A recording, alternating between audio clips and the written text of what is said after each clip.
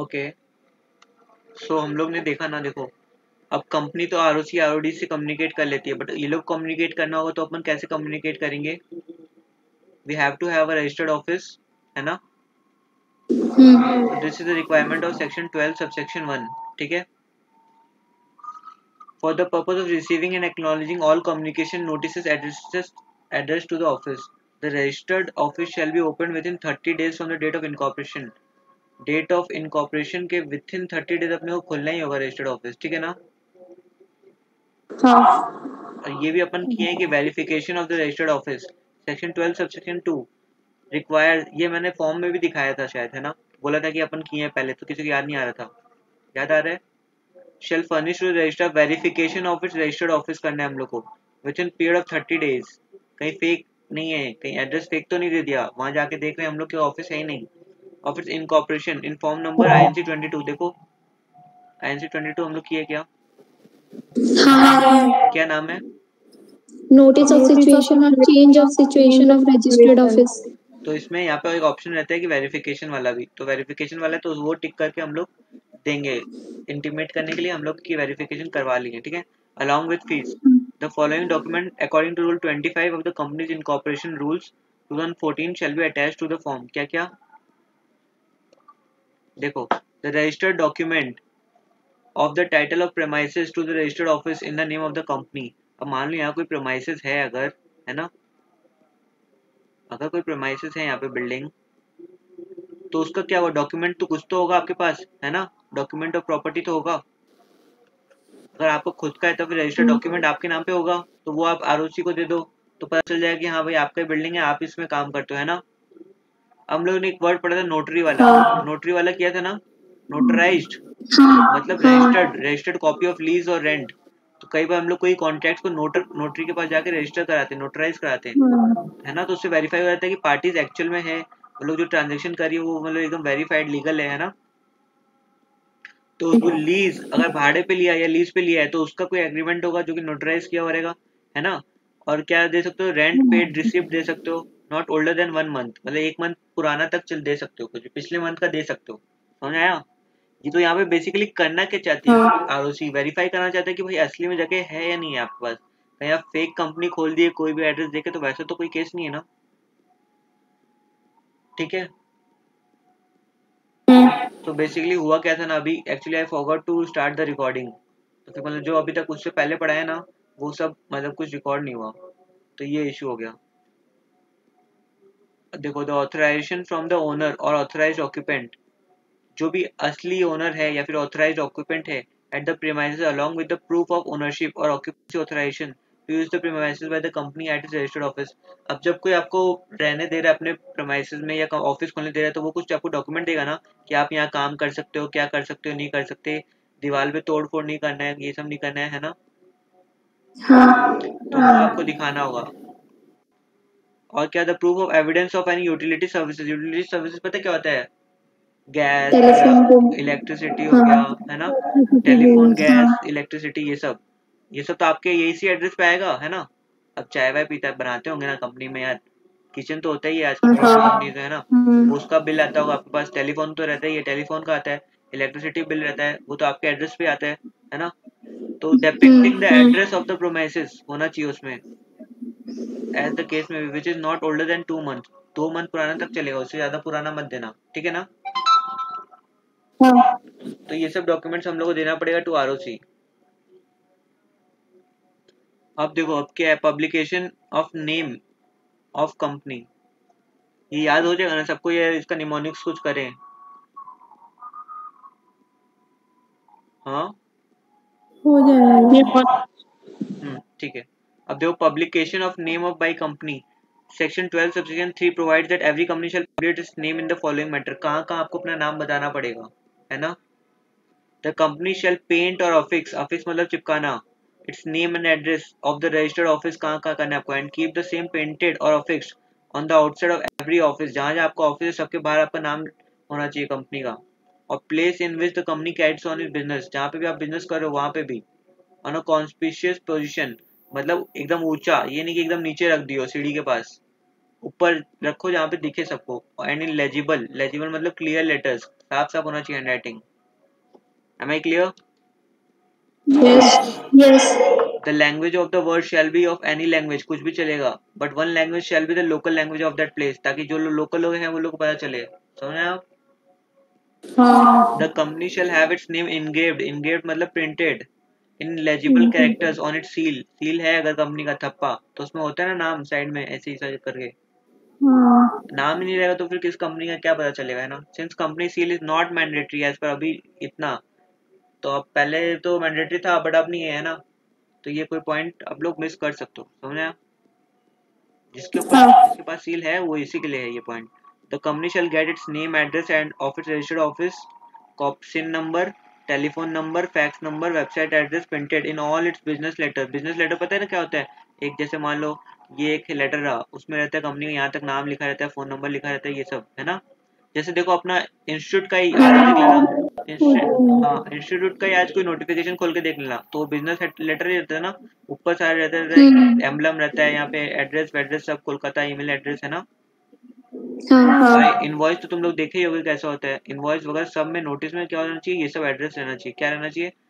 Name रहना चाहिए, address of registered office, CIN number, telephone, ये सब ईमेल आईडी, email ID हाँ ये सब। The company shall have its name printed on हुंडीज, हुंडीज मतलब क्या होता है? वही negotiable instruments, promissory notes, bill of exchange, ये सब में भी रहना चाहिए। समझ आया ना? हाँ. The words one person company shall be mention in brackets, अगर कोई वन पर्सन कंपनी है तो उसमें ओपीसी लिखना पड़ता है ना, हाँ वही लिखा हुआ है। हाँ तो वही लिखा हुआ है देखो। अब change of name of company, the first provision rule section 12 where company has change its name, अगर नाम बदलती है ड्यूरिंग द लास्ट 2 years, अगर पिछले 2 साल तक लास्ट बदलती है तो फिर क्या होगा? इट्स पेंट और अफिक्स ओल्ड नाम भी उसको चिपकाना पड़ेगा, farmer name of the name so change during the last 2 years। समझ आया? हाँ. अब देखो change of situation of registered office, Section 12, subsection 4 provides that notice of every change of situation of the registered office after a date of incorporation shall be given to the registrar को देना पड़ेगा एक बार notice within 15 days of such change. The registrar shall record the same. Notice of change of situation of the registered office shall be filed in form number INC 22. किए क्या? हाँ. Okay. हाँ अब देखो the company may change its registered office from one place to another within the jurisdiction of the same registrar, ठीक है same, or from one place coming under the jurisdiction of another of the registrar to the place coming under the jurisdiction of another registrar from one state to another। समझ आया?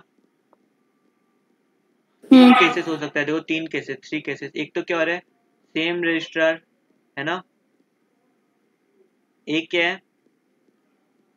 Second क्या है, दिख रहा है ना सबको? स्क्रीन लिख रहा हूँ जो,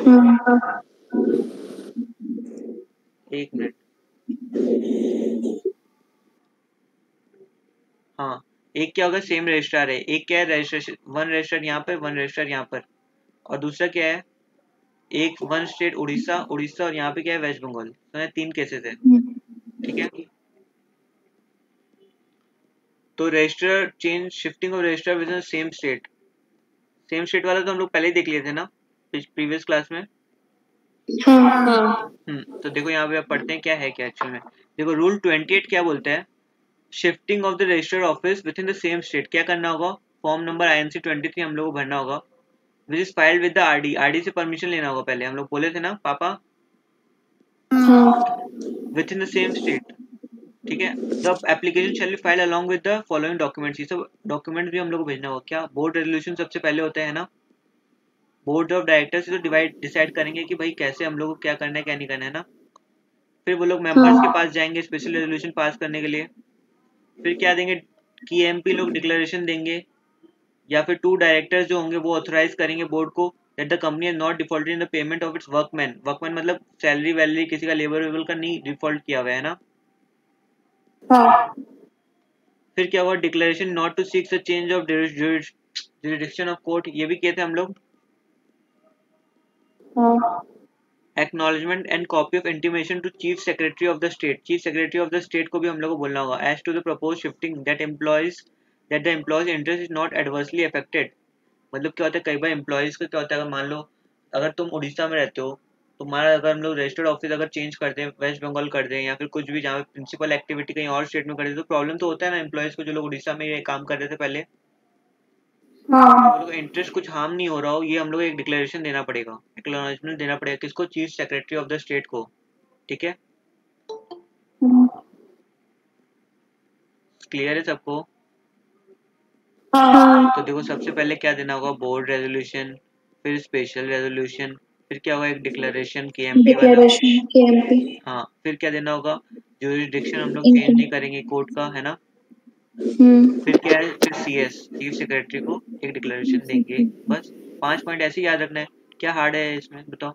बाकी का तो मन से लिख सकते हैं ना अपन तो इसका प्रोसेस लिख भी लिया है प्रीवियस क्लास में, तो ये इजी है, ठीक है ना, कोई इसमें टेंशन लेने की जरूरत नहीं है। हो गया ये।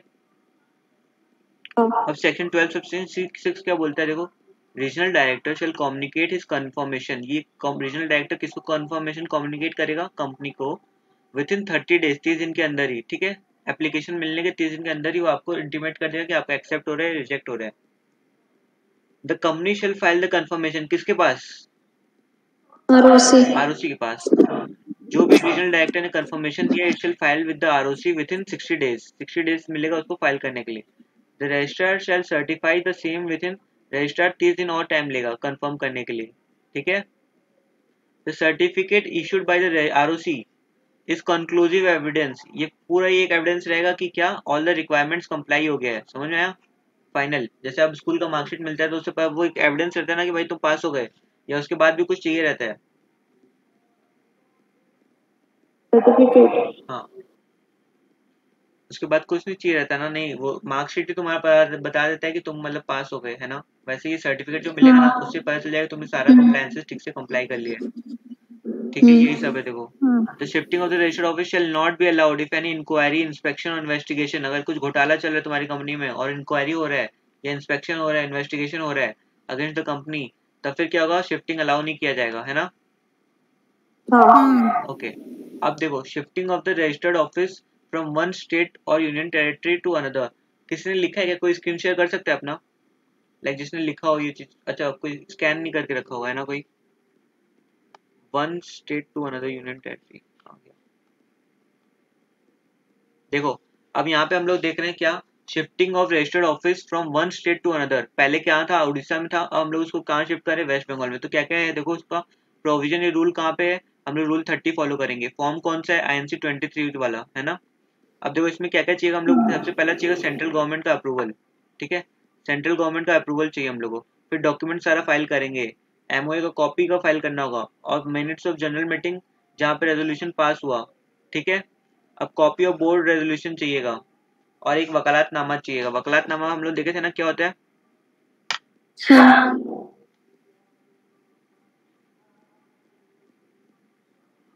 ओके एक मिनट, देखो वकालतनामा क्या होता है, it can be defined as a written document signed by the grantor to allow his advocate to plead the case in front of the court, तो इसको बोलते हैं वकालतनामा। ठीक है, अब प्रोसेस चालू हो रहा है, देखो पहले क्या होगा, ऑल्टरेशन ऑफ MOA होगा। ठीक है, कैसे होगा, स्पेशल रेजोल्यूशन पास करना होगा, उसके लिए स्पेशल रेजोल्यूशन के लिए सबसे पहले क्या होगा, बोर्ड मीटिंग होगा, बोर्ड मीटिंग में बोर्ड रेजोल्यूशन पास होगा, और उसके वहां पे डिसाइड होगा कि जनरल मीटिंग कहाँ होना है, कब होना है ना। समझ आ रहा है?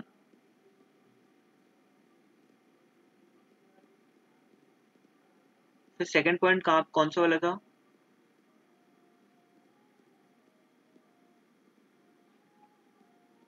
ओके। तो ये फिर इसके बाद हम लोग क्या करेंगे, application should be made to the regional director, regional director को हम लोग ये एप्लीकेशन देंगे for asking the permission of change of name. ठीक है, फिर regional director shall satisfy that creditors, debenture holders and have been duly provisioned with the security। provisioned with the security मतलब क्या, देखो कंपनी जो होती है वो पैसा किससे लेती है, डिवेंचर होल्डर या क्रेडिटर से पैसा लेती है ना, तो उनको रीपे करना पड़ता है after at a time, maturity time पे उसको रीपे करना पड़ता है। तो उसके लिए क्या बोल रहा है यहाँ पे रीजनल डायरेक्टर की, एक प्रोविजन बना के रखो, पैसा अलग से रखो इन लोगों के लिए कि इनका पेमेंट जब भी मैच्योर हो तब उनका पेमेंट कर पाओ, इनका पैसा एक अलग पेटी में रख दो, गुल्लक में रख दो, समझना है। तो ये हो जाएगा तभी अलाउ करेगा RD आपको नेम यहाँ रजिस्टर्ड ऑफिस चेंज करने का from one state to another. ठीक है, अब रीजनल डायरेक्टर के पास क्या ऑप्शन है, दो ऑप्शन है, या तो वो एक्सेप्ट कर लेगा या वो रिजेक्ट कर देगा आपका एप्लीकेशन। एक्सेप्ट करता है तो विद इन 60 डेज आपको क्या करेगा, वो लेटर दे देगा जो भी है। और फिर वो लेटर मिलने के फाइल करना है आपको within 30 days with the ROC. Approval मिल गया रीजनल डायरेक्टर का तो वो लेटर आपको फाइल करना है with ROC within 30 days. ठीक है। अब देखो at least 14 days before making application to RD, 14 दिन पहले एप्लीकेशन मिलने के देने के 14 दिन पहले ही आप क्या करो, कंपनी करेगी advertise application in one vernacular newspaper और एक वन इंग्लिश न्यूज़पेपर। समझ में आया सबको? हाँ। तो देखो अब हम लोग स्टार्ट करें। रूल 30 था इसका, shifting of registered office from Orissa to West Bengal. समझ आया?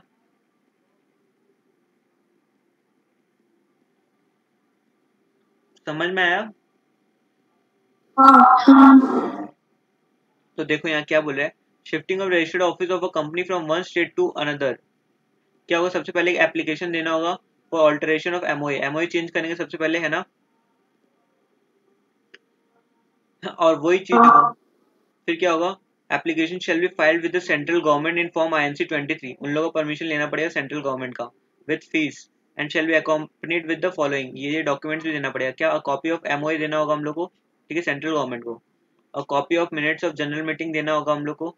Copy of board resolution of power of attorney और the executed vakalatnama as the case में भी, ये भी देना होगा हम लोग को। ये तीन चीज क्या क्या देना होगा, सबसे पहले एमओए, जनरल मीटिंग का मिनट, और फिर यहाँ पे क्या, बोर्ड रेजोल्यूशन बोर्ड रेजोल्यूशन। या वकालतनामा, है ना? ये तीन चीज देना होगा। और there shall be attach to the application a list of creditors and debenture holders drawn. जितना भी लेटेस्ट डेट है, जैसे मान लो कल तक का जो भी क्रेडिटर्स है उन लोगों को एक लिस्ट बनाएंगे हम लोग, ठीक है। Not more than 1 month old, ठीक है। एक मंथ पहले तक का किसी भी डेट का आप क्रेडिटर्स बना सकते हो। एज ऑन मंडे कितने क्रेडिटर्स है आपके, ठीक है। और उसमें क्या क्या डिटेल लेना चाहिए, क्रेडिटर्स का name and address of every creditor and eventual holders of the company, nature and respective amount due to them, कितना उनको उधारी देना है हम लोग को, है ना? है ना? अब देखो, provided that list of creditors and debenture holders accompanied by declaration signed by the CS, sign करेगा कंपनी सेक्रेटरी जो, वो साइन करके देगा। एंड नॉट लेस देन मतलब होता है एटलीस्ट 2 डायरेक्टर्स भी साइन करके देंगे। अगर कंपनी सेक्रेटरी नहीं है तो, अगर कोई भी नहीं है इन दोनों में से तो फिर क्या होगा, मैनेजिंग डायरेक्टर साइन करके देगा स्टेटिंग दैट, वो ये डिक्लेरेशन देगा stating that they have made a full inquiry into the affairs of the company and concluded that the list of creditors are correct, ठीक है।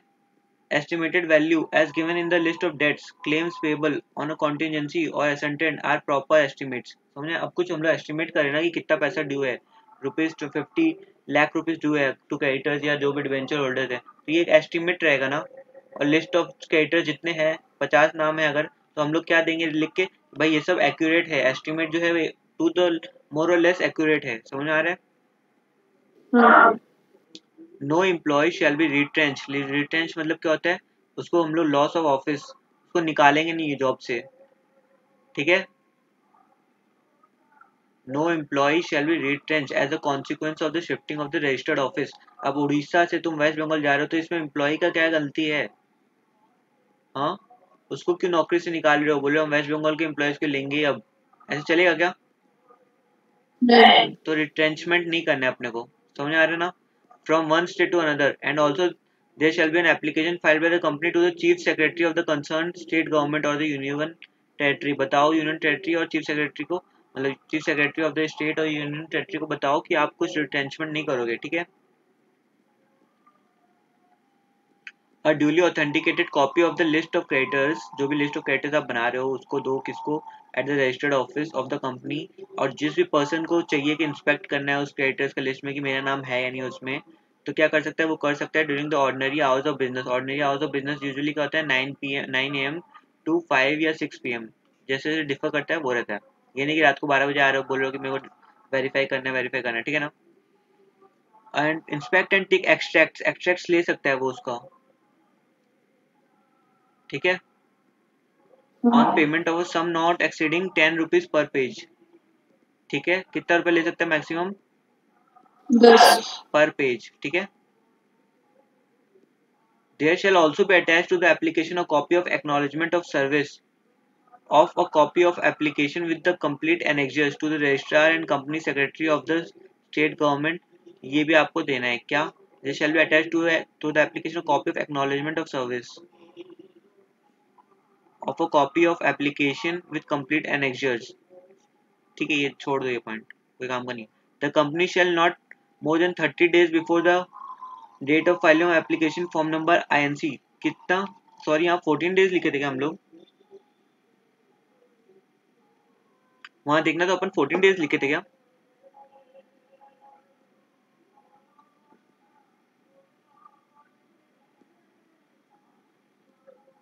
Am I audible?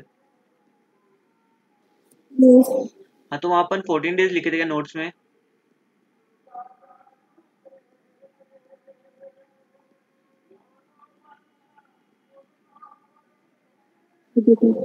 Hmm. Yes, sir. हाँ, तो 14 days को काट के 30 days कर दो, ठीक है? Okay.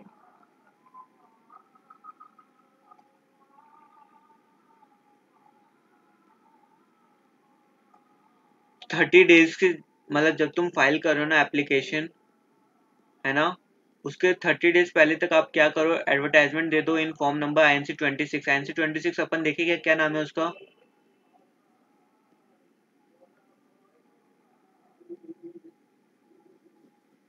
Advertisement giving details of special resolution to be passed for change in object of which money is raised. हाँ, तो उसमें स्टेट का भी होगा कोई क्लॉज, तो उसी में हम लोग फॉर्म में क्या लिखेंगे कि हम लोग क्या कर रहे हैं, चेंज कर रहे हैं स्टेट को. तो उसका एडवर्टाइजमेंट किस लैंग्वेज देंगे, एक वर्नैकुलर लैंग्वेज में, लोकल लैंग्वेज में, और एक कौन सा रहेगा, एक इंग्लिश लैंग्वेज में रहेगा. ठीक है. हाँ. अब क्या रहेगा देखो, provide that a copy of advertisement shall be served on the central government. Central government को भी देना होगा इमीडिएटली ऑन इट्स पब्लिकेशन. ठीक है. सर्व बाय द रजिस्टर्ड पोस्ट, एक स्पीड पोस्ट या रजिस्टर्ड पोस्ट से भेजो वो चीज with acknowledgement due. Individual notice to the effect set out in clause A of on each debenture holder and creditor of the company.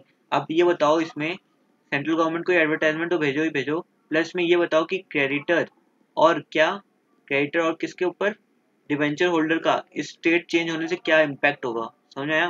कोई उनके ऊपर harmful effect तो नहीं होगा. और क्या सर्व करना है, देना है, सर्व मतलब देना, बाय रजिस्टर्ड पोस्ट क्या देना है, acknowledgement due a notice together with the copy of the application the registrar and to the registrar को भी देना है, और सेबी को देना है. Security exchange board of India मतलब क्या होता है, सेबी बोलते हैं इसको. क्या देना होगा, in the case of listed company, अगर कोई लिस्टेड कंपनी है तो उसका अगर कोई लिस्टेड कंपनी है तो उसका सारा देखभाल कौन करता है, कंप्लायंस को फॉलो हो रहा है या नहीं हो रहा है, तो सेबी देखता है. ठीक है. Security exchange board of India. ठीक है. कब फॉर्म हुआ था, ये 1991 में फॉर्म हुआ था, जब वो हर्षद मेहता वाला स्कैम हुआ था ना, उसके बाद एक बहुत नीड फॉर्म हुआ कि कोई रेगुलेटर हो जो लिस्टेड कंपनी को सारा ध्यान रखे. ठीक है. हाँ. अब क्या हुआ, and to the regulatory body if the company is regulated under any special act. अगर कोई स्पेशल एक्ट में फॉर्म होती है, जैसे मान लो बैंकिंग कंपनी के लिए कौन सा एक्ट है, स्पेशल एक्ट है ना, बैंकिंग एक्ट. बैंकिंग रेगुलेशंस हाँ, एक्ट. बैंकिंग हाँ. Regulation act. या तो वही देखो, there shall be attached to the application duly authenticated copy of the advertisement. ठीक है. एडवर्टाइजमेंट का एक कॉपी अटैच करो. तो अब ये हम लोग एडवर्टाइजमेंट क्यों देते हैं, ताकि किसी को ऑब्जेक्शन है तो वो लोग ऑब्जेक्शन फाइल करे विद द कंपनी, है ना. और कोई ऑब्जेक्शन आया तो उसको टैबलर फॉर्म में करो. टैबलर फॉर्म बोले तो पता है कैसे होता है,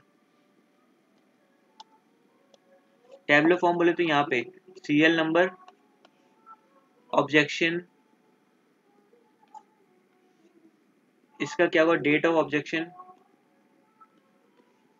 डेट ऑफ सॉल्विंग, और इशू क्या था, और रिजोल्यूशन हम लोग कैसे उसको रिजॉल्व कर रहे हैं, सॉल्व कर रहे हैं. समझना, ये टैबलर फॉर्म में होकर हम लोग को देना पड़ेगा, और लिखना होगा डेट व्हेन रिजॉल्व. समझ आया सबको? हाँ.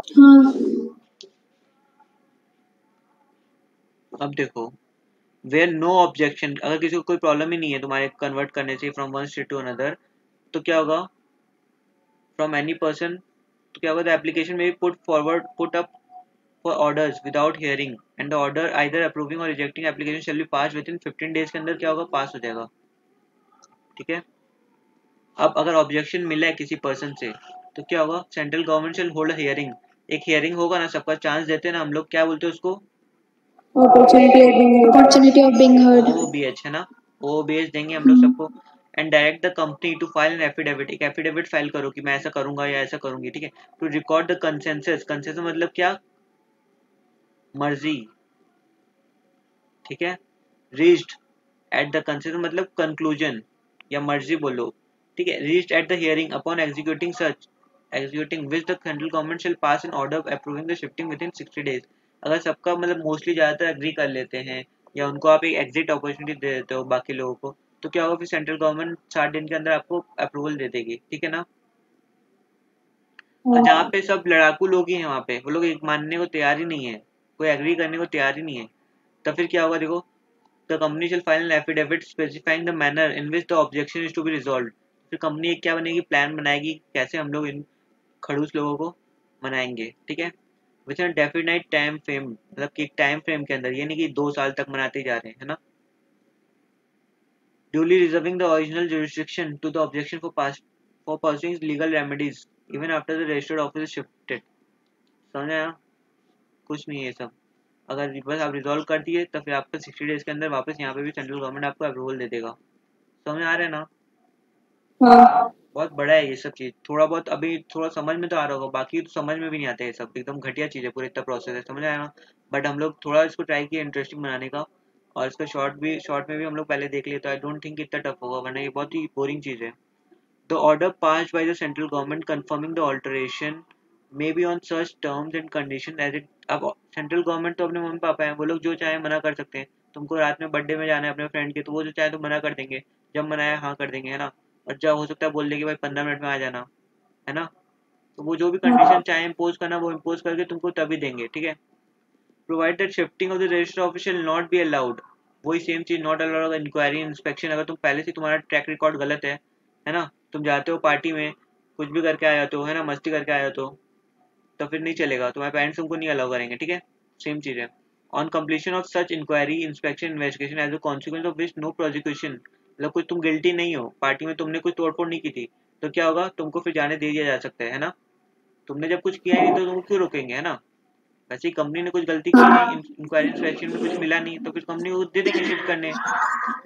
रूल 31 क्या बोलता है, हाँ provide certified copy of the order of the central government, certified copy of the central government क्या होगा, approving the alteration of MOA और transfer of registered office of the company from one state to another shall be filed in form number IMC 28। क्या है, क्या ये किए थे क्या हम लोग, हाँ as with the registrar of state within 30 days, क्या करना होगा, फाइल करना होगा, वही चीज हम लोग लिख के किए थे। पनिशमेंट क्या है, आप देखो अगर ऐसा नहीं करते हो तुम लोग, तो सेक्शन 12 सबसेक्शन 8 क्या बोलता है, if there is default in made in complying with the requirements, तो क्या होगा, पेनल्टी 1000 रुपया for every day during which the default continues, but 1 lakh तक लिमिट रहेगा उसका, ठीक है। हाँ ओके सो ये हो गया हम लोग का। अब आगे बढ़ेगा 2 मिनट का ब्रेक लेके, हाँ ठीक है। तो अब हम लोग करेंगे पब्लिक ऑफर।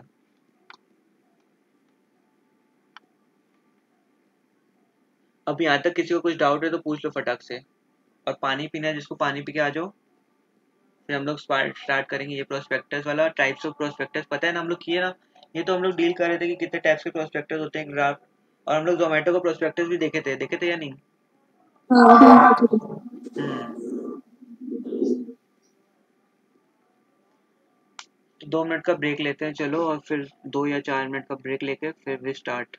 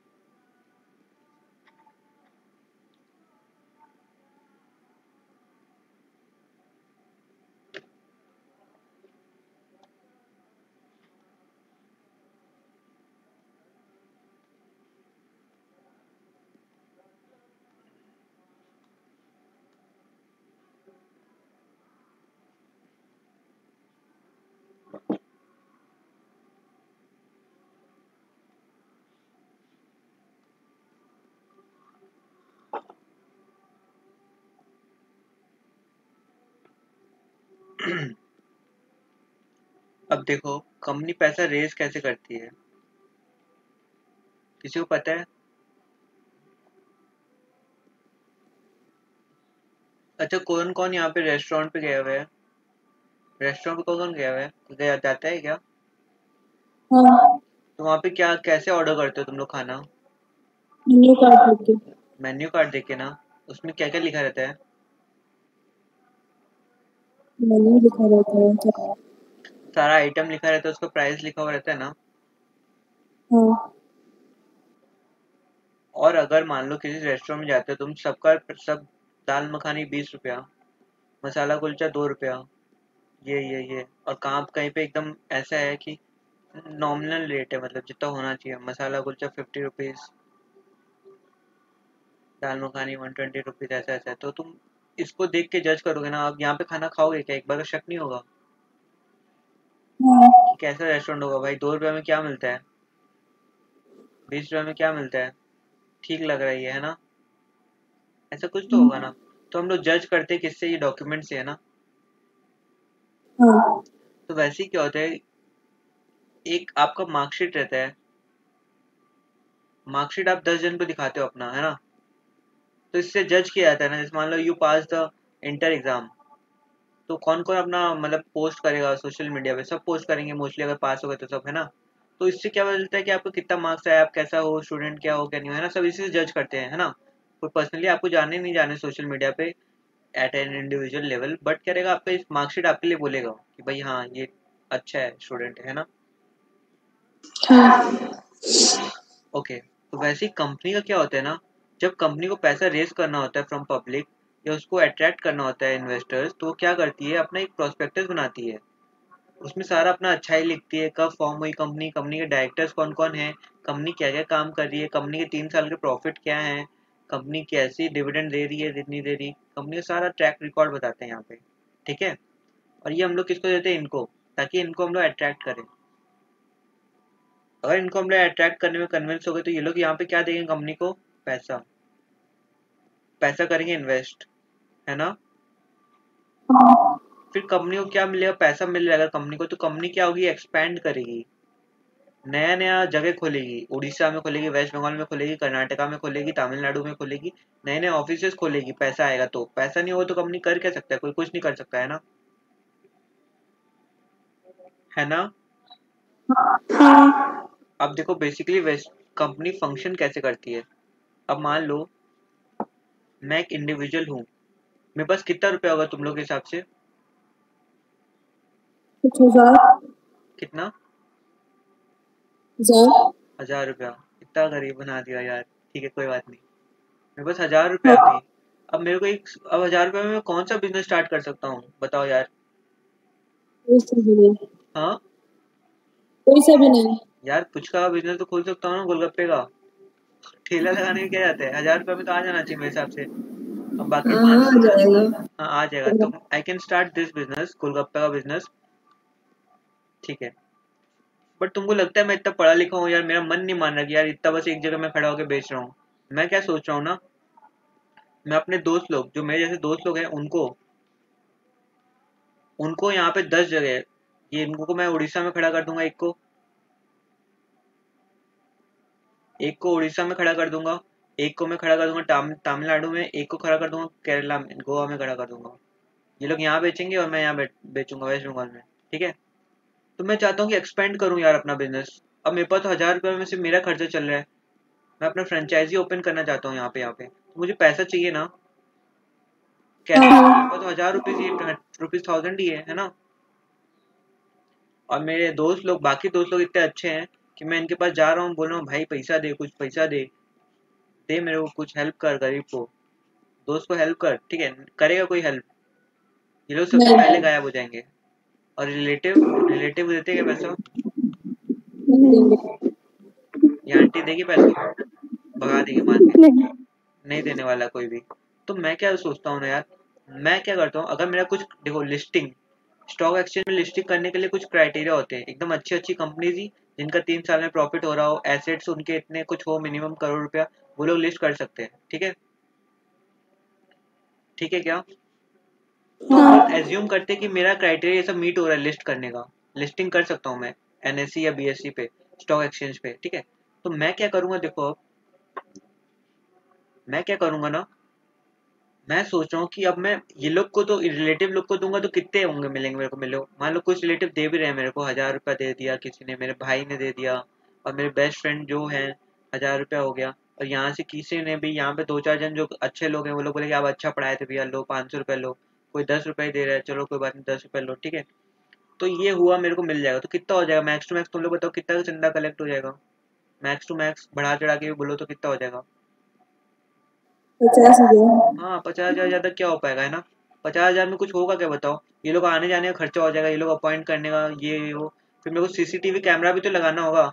देख रहा हूँ गोलगप्पा यही लोग बैठ के खा रहे हैं अपनी गर्लफ्रेंड के साथ, मेरा माल खत्म हो जा रहा है बट कुछ मिल रहा नहीं है मेरे को पैसा, है ना। तो मेरे को ये लोग का काम भी तो देखना पड़ेगा, सीसीटीवी कैमरा लगाना पड़ेगा, वहाँ पे ठेला लगाने का लगाना होगा, है ना।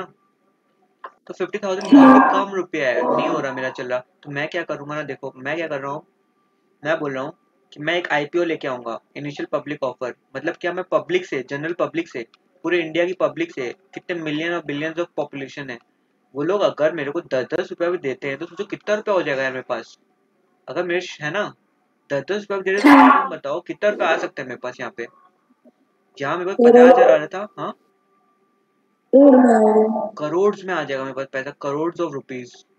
मैं यहाँ पे केरला गोवा में तो क्या, मैं चाइना में भी अपना पुचका का स्टॉल लगा सकता हूँ, गोलगप्पे का स्टॉल लगा सकता हूँ, है ना। मैं ये इंडिया की पब्लिक से मांग रहा हूँ पैसा, ठीक है। तो देखो अब होगा क्या ना, मैं थोड़ा इसको क्लियर कर देता हूँ ताकि हौच पौच ना होए।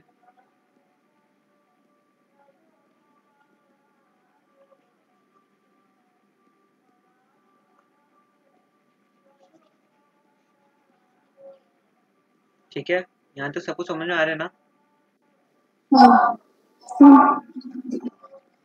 ओके, तो सी अब क्या हो रहा है, मैं क्या कर रहा हूँ ना, देखो मैं क्या करूंगा, इनको पकड़ू, इनके पास लेके जाऊंगा, मेरा ट्रैक रिकॉर्ड तो अच्छा ही है ना यार, तुम लोग मेरा तारीफ तो करोगे ना कि मैं अच्छा पढ़ाता हूँ, हाँ पढ़ा लिखा हाँ हूँ, हाँ ठीक पढ़ाता हूँ, ठीक है। तो अब तुम लोग यहाँ तारीफ करो तो ये लोग को पता चले कि भाई ये आदमी तो अच्छा है, पढ़ा लिखा है, सीएमए किया हुआ है या सीएमए कर रहा है अभी, है जो भी है, ठीक है।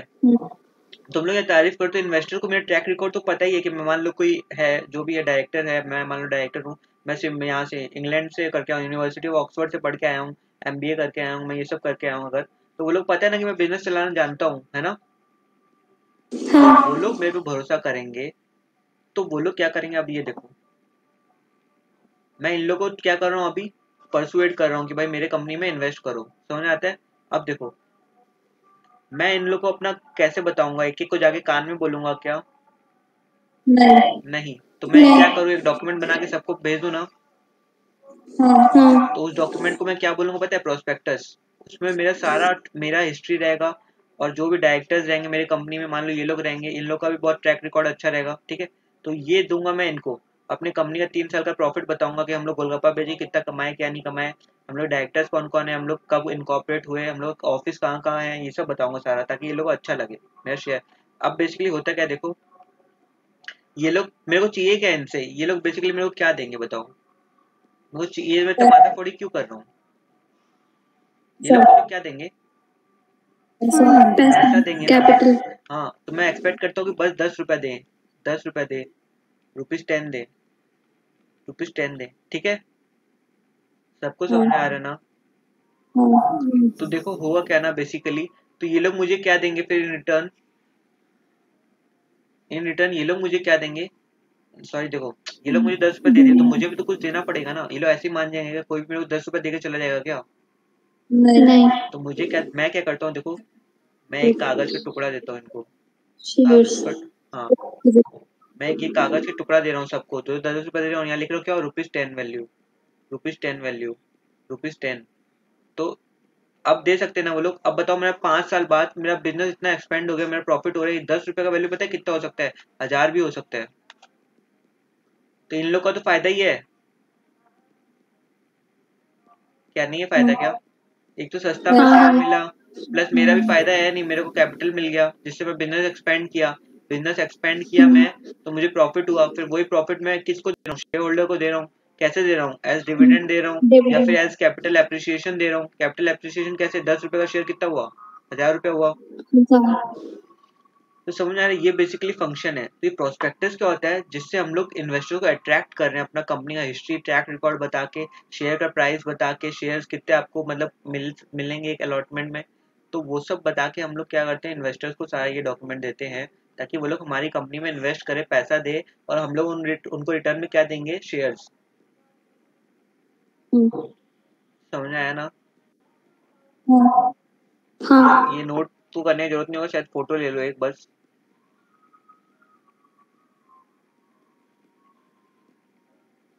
हो गया, ओके। ये हो गया अपना। अब देखो पब्लिक ऑफर। मैं एक डाउट पूछूं क्या? हाँ पूछो। मीन्स जस्ट लाइक कि मैंने कंपनी क्रिएट की और मुझे फंड की जरूरत थी तो मैंने शेयर्स इशू किए। हाँ, तो फिर कंपनी क्रिएट करके मीन्स मेरे को जो प्रॉफिट हुआ मैंने तो डिस्ट्रीब्यूट कर दी शेयर होल्डर को। तो हाँ। मेरा क्या प्रॉफिट, मतलब मेरा क्या फायदा हुआ कंपनी क्रिएट करके? मैंने तो जो कमाई वो तो डिस्ट्रीब्यूट कर दी। नहीं देखो, ये डिस्ट्रीब्यूशन कम, देखो सारे कंपनी का डिसीजन कौन लेते हैं, सारा कंपनी कौन चलाता है, Safia? Directors. Board of board director of चलाते डायरेक्टर। हैं, है ना, है ना। हाँ। तो जो डिविडेंड देने, आगे हम लोग इस फाइनल में है डिविडेंड का चैप्टर, तो देखो मैं बताता हूँ तुमको।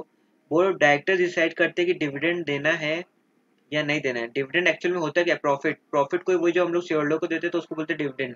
तो डिविडेंड देना है या नहीं देना है, वो कौन डिसाइड करता है, बोर्ड ऑफ डायरेक्टर डिसाइड करते हैं। समझा? तुम्हारा हर साल प्रॉफिट हो रहा है कंपनी में, 2019 में हुआ, 2020 में हुआ, 2021 में हुआ, बट तुमको नहीं डिस्ट्रीब्यूट करना है अगर, ठीक है, तो तुम मत करो डिस्ट्रीब्यूट, तुम्हारे बोर्ड ऑफ डायरेक्टर डिसाइड करेंगे सारा। तुमको मतलब कोई टेंशन लेने की जरूरत नहीं है कि तुमको देना ही होगा डिविडेंड। इट्स नॉट कंपल्सरी कि प्रॉफिट हो तो दो ही दो, अगर तुमको मन करे तो दो, वरना मत दो। वरना क्या होता है, देखो एक कैपिटलाइजेशन ऑफ प्रॉफिट होता है। कैपिटलाइजेशन ऑफ प्रॉफिट मतलब क्या होता है, जैसे मान लो मेरा जो था पुचका वाला, मेरा गोलगप्पा का जो बिजनेस था, ठीक है, मेरे को क्या करना है भाई, मेरे को अभी प्रॉफिट नहीं बांटना, जो भी इन्वेस्टर्स हैं उनको मेरे को क्या करना है, और 50 तो कंट्री में मेरे को खोलना है अपना, अपना मतलब वो खोलना है बिजनेस। इंडिया में मैं थक गया, इंडिया के बाहर भी मेरे को खोलना है। मैं चाहता हूँ कि और मैं एक्सपेंड करूँ ग्लोबल लेवल पे, तो मैं क्या करूँगा, इसी प्रॉफिट को अपने बिजनेस में ही लगाऊंगा, ताकि मैं चाइना में और सिंगापुर में और यूएसए में, इटली में मैं क्या करूँ, अपना यही ठेला खोलूँ, ठीक है। तो उसको बोलते हैं कैपिटलाइजेशन और प्रॉफिट। अगर मैं चाहूँ तो ऐसा कर सकता हूँ। बट तुम बताओ, अब कोई एक रेस्टलेस है यहाँ पे, कोई बंदा राम, वो बोल रहा है भाई कुछ देता नहीं है कंपनी, कुछ देता नहीं है मेरे को, मेरा शेयर ले लो अपना और मेरे को वापस पैसा दे दो, तो ऐसा तो होगा ना भाई। In return you also expect something, कि मुझे हर साल कुछ मिलता रहेगा तो मैं अपना पैसा यहीं लगाए रखूंगा, वरना मैं ये शेयर किसी और को बेच दूंगा या फिर मैं कंपनी को ही बेच के अपना पैसा मांगूंगा। तो इसलिए हम लोग कई बार डिविडेंड देना पड़ता है शेयर होल्डर को, वरना शेयर होल्डर किसी और कंपनी का शेयर खरीद लेगा। अच्छा। अब प्रॉफिट क्या है तुम्हारा, देखो एक्चुअल में क्या होता है ना, शेयर होल्डर तुम्हारा पैसा लगा के रखेगा कंपनी में कोई, और इतना हम लोग हाई फाई नहीं देते, हम लोग 10% डिविडेंड देते हैं मोस्टली, वही फेस वैल्यू का। फेस वैल्यू एक होता है, फेस वैल्यू एक होता है market value. Face value usually होता है 10 रुपया या 100 रुपया भी होता है, तो 10% ऑफ 10 क्या होगा, 1 rupees dividend per share holder को दे रहे हैं हम लोग, है ना। वो भी साल में एक बार, उसी में खुश रहता है कि यहाँ पे डिविडेंड मिल गया हम लोग को। मार्केट वैल्यू भले ही 1000 रुपया हो उस शेयर का, बट उसको 1000 रुपया पे हम लोग 10% नहीं दे रहे। 1000 रुपया पे 10% देंगे तो कितना होता है, 100 रुपया। तो बेसिकली फेस वैल्यू पे दे रहे, तो 1 रुपया आता है, क्या प्रॉब्लम है इसमें, है ना। और वैसे ही कंपनी तुम्हारी है यार, तुम अगर दे भी रहे हो डिविडेंड तो कोई लॉस नहीं है उसमें, क्योंकि तुम्हारे पास भी तो शेयर होंगे ना। तुम कंपनी तुम्हारी कैसे होगी, तुम भी एक बड़ी शेयर होल्डर होगी, 51% होल्ड कर रही होगी, तो तुमको भी मिलेगा। Are you getting this?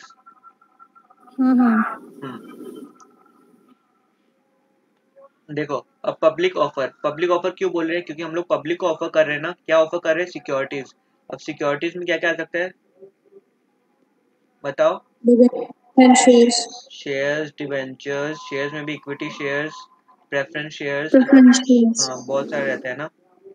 तो देखो, इश्यू ऑफ सिक्योरिटीज, सिक्योरिटीज और शेयर्स में डिफरेंस होता है। सिक्योरिटीज में ब्रॉडर टर्म है, इसमें सब कुछ आ जाता है, और शेयर एक टाइप का, सिर्फ एक टाइप का सिक्योरिटी है, ठीक है भाई। ये पब्लिक कंपनी कर रही है अब, ठीक है। Private company can not accept deposit from public, ठीक है। हाँ। अब देखो section 23 subsection 1 provide that a public company में इशू सिक्योरिटीज, पब्लिक कंपनी में इशू सिक्योरिटीज, ठीक है, to public through prospectus. Prospectus देखते हैं ना हम लोग कैसा होता है, तो उसके लिए हम लोग क्या कंप्लाई करना पड़ेगा, part 1 of chapter 3 of this act, ये कंप्लाई करना होगा if we are issuing the prospectus and raising the money from public. ठीक है, और कैसे हम लोग रेज कर सकते हैं, पब्लिक ऑफर कर सकते हैं through private placement. Private placement में क्या होता है ना, जैसे मान लो मेरे को पता है एक किसी अमीर आदमी को जानते हो तुम लोग, राकेश झुंझुनवाला को जानते हो क्या? नहीं। ओके, बहुत बड़े मतलब ट्रेडर है। अच्छा ठीक, किसको जानते हो? अच्छा मान लो कोई हीरो का नाम लो, हॉलीवुड का कोई hero, Tom cruise. Tom cruise, ठीक है। हाँ, अब मैं इनको इसको जानता हूँ, ये मेरे ससुर जी हैं, ठीक है। तो मेरे को पता है यही मेरे पे पूरा पैसा लगा देंगे। मेरे को कितना रुपया चाहिए था बताओ वहाँ पे, मेरे को वो गोलगप्पा का स्टॉल लगाने के लिए कितना रुपया चाहिए? अरे कितना रुपया चाहिए वो तुम्हारे हिसाब से, ऑनलाइन अप्रोक्स कितना रुपया लगता होगा एक गोलगप्पा का स्टॉल लगाने में? 2-3 हजार। अरे कम बोल रही हो बहुत, फिर वहाँ पे भाड़ा भी तो। 50,000। हाँ 50,000 तो बोलो यार, ऊंचे लोग ऊंची पसंद, थोड़ा बड़ा बोलो, ठीक है। देखो तो मेरे को पता है भाई मेरे ससुर जी टॉम क्रूज, वही मेरे को 50,000 अकेले जन दे देंगे, तो मैं फिर पब्लिक के पास क्यों जाऊँ? बताओ, जाऊँ क्या उनसे? पब्लिक का मना थोड़ी नहीं। क्यों करूँ? मेरे को पता है जब ये बड़े बड़े खासे हैं, ये बड़े इन्वेस्ट मतलब पैसा है इनके पास, तो फिर इन्हीं से ले लो ना, इन्हीं को अपने शेयर दे दूँ 50,000 के और इनसे 50,000 ले लूँ, है ना। तो प्राइवेट हाँ। प्लेसमेंट हो गया, हम सिलेक्टेड पर्सन को शेयर दे देते हैं अपने कंपनी के, क्योंकि हमको पता है मोटी पार्टी को जानता हूँ मैं, बड़ी पार्टी को जानता हूँ, वही मेरे को हेल्प कर सकती है, तो फिर मैं उसी के पास चला जाऊंगा, उसी को अपनी कंपनी का शेयर दे दूँ। क्या है मैं पब्लिक के पास जाके एक एक प्रोस्पेक्टस दूँ सबको, है ना। अगर ऐसा कुछ होता है तो फिर पार्ट 2 ऑफ द चैप्टर 3 को कंप्लाई करना होगा प्रोविजन का, ठीक है। समझ में आता है ना सबको? हाँ। अब देखो राइट इशू भी होता है और एक बोनस इशू भी होता है। बोनस इशू क्या, जो भी एग्जिस्टिंग शेयर होल्डर है उनको, 4 शेयर होल्डर को एक बोनस शेयर मिलेगा, एक फ्री का शेयर मिलेगा, तो वैसा भी होता है, ठीक है। इन अकॉर्डेंस विद द हाँ। Provisions of this act and in case of जो भी सेबी एक्ट है उसके अकॉर्डिंग सारा आपको इशू करना होता है, ठीक है। अब section 23 subsection 2 lays down that a private company में issue securities, private company securities issue कर सकती है, कैसे? By way of right issue और bonus issue through private placement, मतलब क्या सिलेक्टेड लोगों को दे रही है, ठीक है। जैसे मैंने एग्जांपल दिया ना, पहले टॉम क्रूज वाला लिख लो, टॉम क्रूज, ठीक है। बट वही पार्ट 2 ऑफ द चैप्टर को कंप्लाई करना होगा, ठीक है। अब देखो पब्लिक ऑफर का मतलब क्या होता है, पब्लिक ऑफर का मतलब होता है एक आईपीओ, ठीक है, एफपीओ,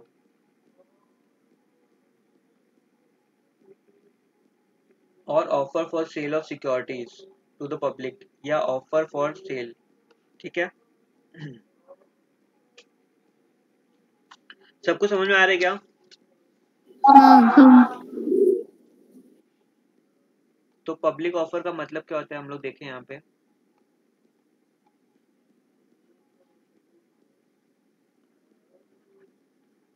तो पब्लिक ऑफर का मतलब क्या होता है, देखो क्या क्या पढ़े हम लोग, पहला क्या था? आईपीओ। आईपीओ, आईपीओ का full form, IPO, full form बाद में initial देखेंगे, public एफपीओ offer, और offer for further sale, publicity. OFS, ठीक है। एफपीओ मतलब फर्दर पब्लिक ऑफर, हाँ। Initial public offer. अब देखो मैं पुचका वाला, मैं गोलगप्पा वाला हूँ, मैं जब फर्स्ट टाइम किसी इन्वेस्टर्स को पब्लिक को दे रहा हूँ ना, ठीक है, फर्स्ट टाइम जब मैं दे रहा हूँ तो उसको क्या बोलते हैं? आईपीओ। IPO, इनिशियल, इनिशियल मतलब क्या होता है? स्टार्ट में, स्टार्ट में। starting. हाँ, अब जब ये हो गया, मेरे को यहाँ से आगे कितने रुपए मान लो, 50,000, जैसा कि बोला स्वागत का नहीं, ठीक है। तो 50,000 रुपये मेरे को आ गए। अब मेरा पेट फिर भी नहीं भरता है, 2 साल बाद मेरे को फिर से भूख लग गई बहुत, ठीक है। अब मैं बोलता हूँ नहीं भाई ये आईपीओ से तो काम नहीं हुआ मेरा, तो क्या मैं वापस आईपीओ ले आऊंगा क्या? सेकंड आईपीओ, आईपीओ रिटर्न्स, नहीं। नहीं चलता ये सब। FPO, फिर आएगा नहीं। FPO, FPO, FPO. हाँ एफपीओ आएगा, एफपीओ से हम लोग फर्दर रेज करेंगे पैसा पब्लिक से, ठीक है। फिर वो पैसा आया मेरे को फिर से 1 करोड़ रुपया। और ऑफर फॉर सेल क्या होता है वो अभी हम लोग देखेंगे। ऑफर फॉर सेल में क्या होता है, मान लो वही मेरे ससुर का नाम क्या था? Tom cruise. हाँ, अब टॉम क्रूज जो है ना, देखो उनको मैं गोलगप्पा वाला, मैं कितने का शेयर दिया था? 50,000 का दिया था, 50,000 का। हाँ 50,000 का शेयर दिया था, तो वो मुझे क्या दिए थे, कैश में दिए थे 50,000 रुपीज। दहेज नहीं लिया, देखो मैं पर, ठीक है, नहीं दहेज का पैसा नहीं है, ये मत समझना है ना। हाँ ठीक है। अब देखो, फिर 50,000 मेरे को दे दिए। अब वो बोर हो गए इसको रख रख के, ये कोई खाने का चीज तो है नहीं, गोलगप्पा थोड़ी, नहीं तो बस एक शेयर है ना, ये ऐसा शेयर लिखा है 50,000 का शेयर है ना। ये बोर हो गए, अब ये बेचना चाहते हैं किसी और को। ये सपोज मेरे फ्रेंड के फादर को बेचना चाहते हैं, तो मतलब जब एग्जिस्टिंग शेयर होल्डर किसी और को अपना शेयर बेचता है 50,000 का शेयर्स, ठीक है, तो उसको क्या बोलते हैं, ऑफर फॉर सेल। या ये कंपनी को ही वापस बेच दे रहे हैं कि भाई ले लो अपना, मुझे कैश दे दो, तो उसको क्या बोलते हैं हम लोग, ऑफर फॉर सेल। ठीक है क्या। हाँ जब हाँ ये क्या होता है ना, बेसिकली थर्ड पार्टी को नहीं, कंपनी को ही बेचते हैं बेसिकली। तो टॉम क्रूज क्या कर रहे हैं ना, कंपनी को, गोलगप्पा वाला को ही शेयर दे दे रहा है, और फिर कंपनी उसको क्या दे दे रही है, पैसा दे दे रही है। ठीक है, तो क्या हो रहा है, कंपनी का शेयर शेयर भी आ जा रहा है कंपनी के पास, है ना। हाँ तो जब भी कंपनी को बायबैक वगैरह करना होता है, तो कंपनी को अपने शेयर्स खरीदना होता है, या उसको अपना पावर बढ़ाना होता है, तो वो क्या करती है, अपने ही शेयर्स जो एग्जिस्टिंग शेयर होल्डर है उससे परचेज कर लेती है ना, हाँ एट हायर प्राइस। तो ये हो गया, अपने तीनों को समझ में आया ना। तो इसको तीनों को मिला के हम लोग क्या बोलते हैं, ये तीन अगर होते हैं, ये आईपीओ, एफपीओ और offer for cell, that is OFS, तो उसको हम लोग बोलते हैं पब्लिक ऑफर। पब्लिक। इससे अच्छे से क्लियर मैं नहीं कर सकता, ये आई थिंक सबको क्लियर हो गया होगा। हाँ हो गया। तो हम लोग बढ़ते हैं आगे। तो लिख लो कि ऑफर फॉर सेल क्या होता है।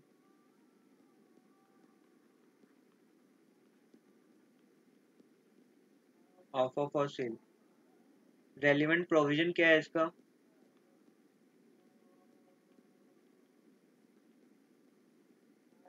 सेक्शन 28। अब इसका मीनिंग क्या है,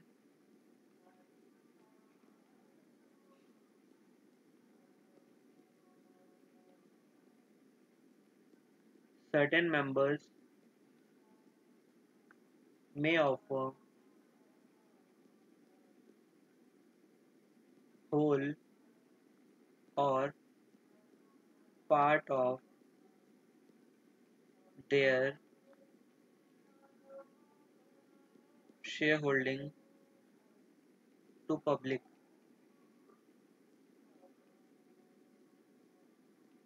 in consultation with BOD. In other words,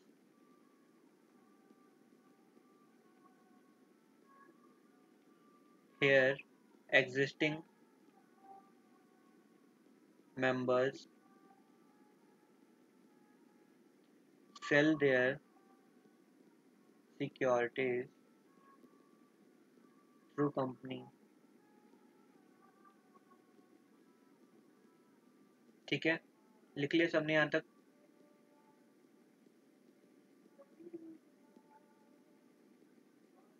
लिख लिए।